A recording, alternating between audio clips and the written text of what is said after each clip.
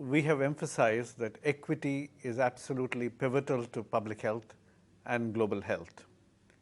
We've also recognized that economics are also very critical for development of countries and therefore for health. We now need to look at how economics is related to health and how it reflects on health equity. But what is equity and why are we so much bothered about it? In 2000, when the Millennium Development Goals were framed, they set as targets aggregate national health indicators, whether it is maternal mortality or infant mortality or poverty reduction or reduction in undernutrition. However, we recognize that even as countries show improvement in national aggregate indicators, there could continue to be serious gaps in equity across different social groups within the countries. The richer sections could actually have much better declines and greater improvements in the health status in terms of the various indicators, but the poorer sections could continue to lag behind and the gaps could grow. And that may not always be reflected very well in the national aggregate indicators. So one also has to look at how these gaps can be bridged within countries, even as we move towards a greater national progress in terms of achievement of the MDG goals. The WHO Commission on Social Determinants of Health emphasized this aspect by saying that we must put health equity as central to improvement in the health outcomes. We need to look at what health equity actually means. It has been defined as the absence of disparities in health and its key social determinants that are systematically associated with social advantage or disadvantage. So these health disparities, when they exist, they contribute to health inequity and reflect health inequity. But they are not merely differences in health indicators, but also in their social determinants. We have seen economic development as a very key lever for improved health in societies. Societies tend to improve upon their life expectancy for the populations as the per capita income of the countries grows.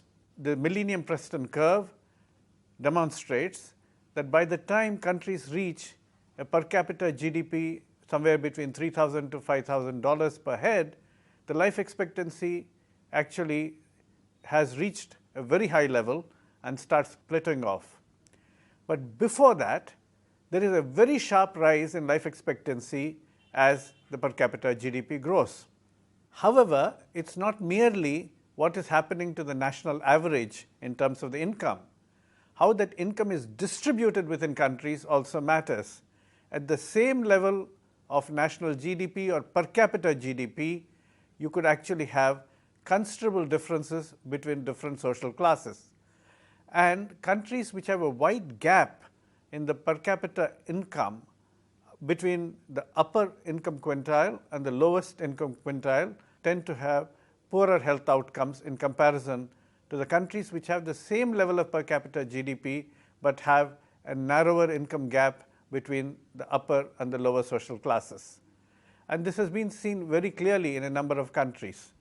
And one of the stark examples taken from Kate Prickett and Richard Wilkinson's book, The Spirit Level, shows how Japan and USA, for a variety of health indicators, are poles apart because Japan tends to have the narrowest gap between the income at the highest level and the income at the lowest level, whereas the USA has seen huge income disparities among, for example, its bankers and some of the workers employed in low-level employment.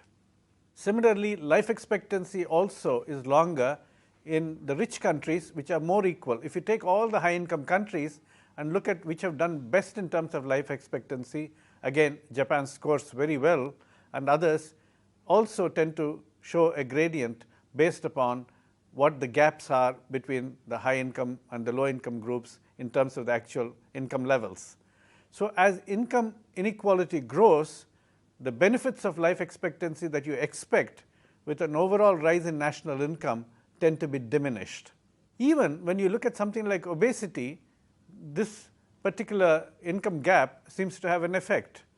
Japan again shows very low levels of overweight and obesity, whereas the United States of America shows much higher levels of overweight and obesity.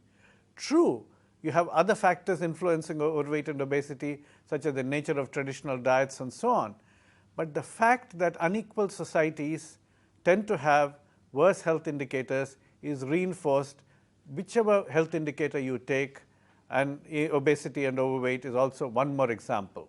Mental illness, again, is much more highly prevalent in more unequal rich countries as compared to the more equal rich countries.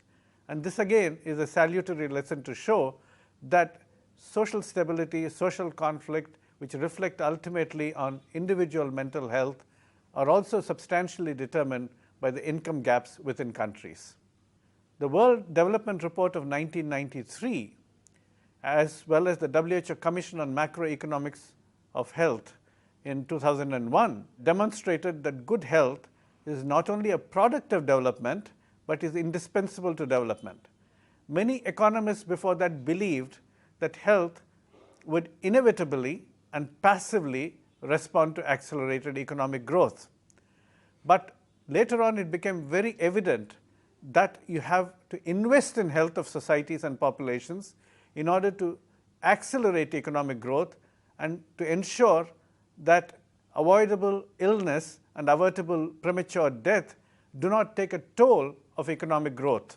We are looking at this very clear bidirectional relationship between health and economic development, where health also needs to sustain and nurture economic growth while benefiting from the products of economic growth.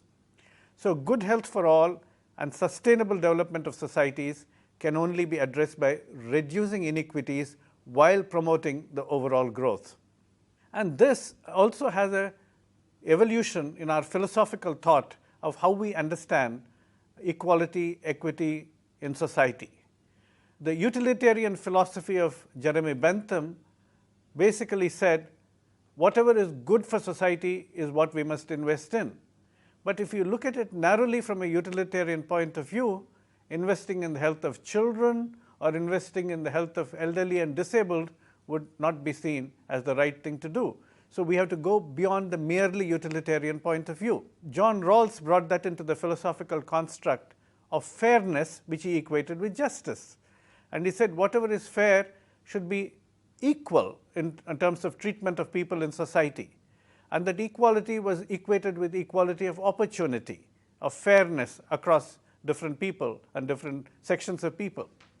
But then Sen advanced it to a further level in terms of the idea of justice being not merely in terms of fairness, but of ensuring that all sections had the ability to exercise their capability for development, to be healthy and to be productive.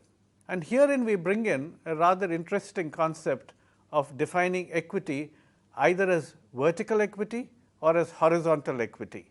When we look at horizontal equity, which is what probably John Rawls meant by his concept of fairness, we are really looking at everybody being treated equally in a society, including access to health services, universal health coverage, for example.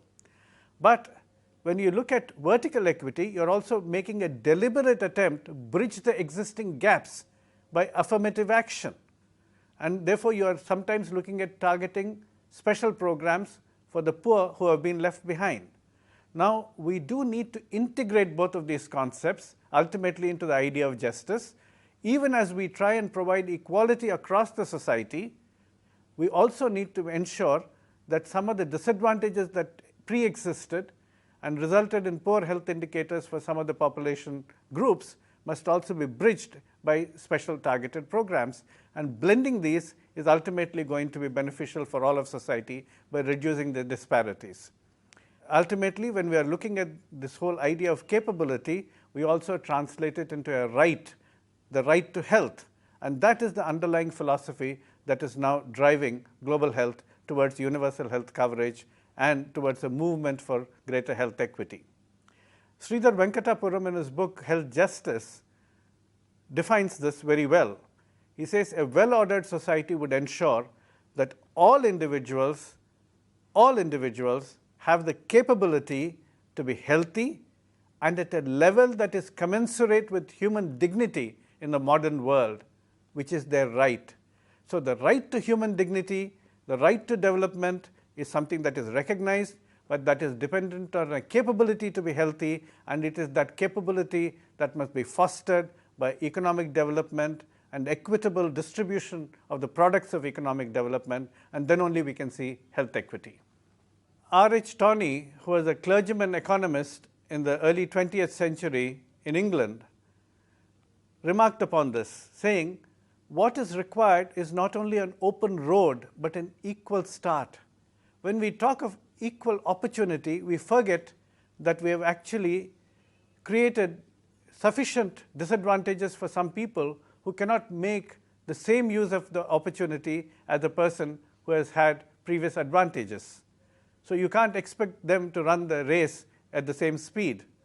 Tawney remarked that with massive health inequalities, where many are denied an adequate education, unable to access effective health care, and housed in slums, equality of opportunity is nothing more than a cruel jest. The impertinent courtesy of an invitation offered to unwelcome guests in the certainty that circumstances will prevent them from accepting it. He called it nothing more than decorous drapery. So that is where we bring in the social determinants of health, not merely by offering equality of opportunity through a universal health coverage to accessible health services, which is essential, but also to ensure that we address the social determinants of health, which define the conditions under which individuals can get an equal start and run the race without handicap. So when we are really talking about social determinants of health and capability for individuals, we are also talking about extending that capability beyond individuals. We need equity among communities within a country. We need greater equity in health indicators as well as economic development among countries. And importantly, in the 21st century, we also have to think of intergenerational equity. We cannot use all the resources that are currently available, or most of the resources that we have, to our advantage and deprive the future generations of those resources. We cannot create conditions in which the environment is going to be so degraded that the future generations cannot lead a healthy life. And that is why the concept of equity is no longer confined to countries or communities within countries, and not only across the entire globe, but also across generations in time. So we have to look at equity in multiple dimensions across time and space and make sure that sustainable development becomes the framework in which we embed health equity.